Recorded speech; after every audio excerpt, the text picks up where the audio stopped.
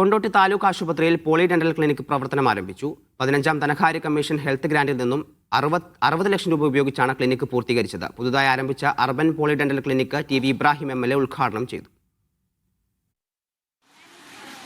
കൊണ്ടോട്ടി നഗരസഭയ്ക്ക് കീഴിലുള്ള ഗവൺമെന്റ് താലൂക്ക് ആസ്ഥാന ആശുപത്രിയിലാണ് മലപ്പുറം ജില്ലയിലെ ആദ്യത്തെ പോളി ഡെന്റൽ ക്ലിനിക്ക് പ്രവർത്തനം ആരംഭിച്ചത്.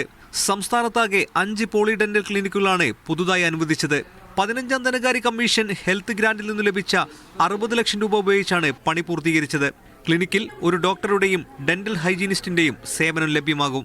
കേന്ദ്ര ഗവൺമെന്റിന്റെ ശുപാർശ പ്രകാരം 5 ഡെന്റൽ പോളി ക്ലിനിക്കുകൾ സ്ഥാപിക്കാൻ സാധ്യതയുണ്ട് എന്ന് കേട്ടപ്പോൾ അതിനുവേണ്ടി പ്രവർത്തിക്കുകയും അങ്ങനെ കേരളത്തിലെ 140 അസംബ്ലി മണ്ഡലങ്ങളിൽ 5 മണ്ഡലങ്ങളിൽ മാത്രം കിട്ടാവുന്ന പോളി ഡെന്റൽ ക്ലിനിക്കാണ് നമുക്ക് കൊണ്ടോട്ടിയിൽ കൊണ്ടുവരാൻ സാധിച്ചത്. കൺസൾട്ടേഷൻ റൂം, വെയിറ്റിംഗ് റൂം, ശീതീകരിച്ച ഡെന്റൽ തിയേറ്റർ, അണുനശീകരണ സംവിധാനം, എക്സ്റേ റൂം തുടങ്ങിയ സ്പെഷ്യാലിറ്റി സൗകര്യവും ക്ലിനിക്കിൽ ലഭ്യമാകും. ടി.വി. ഇബ്രാഹിം MLA ക്ലിനിക് ഉദ്ഘാടനം ചെയ്തു.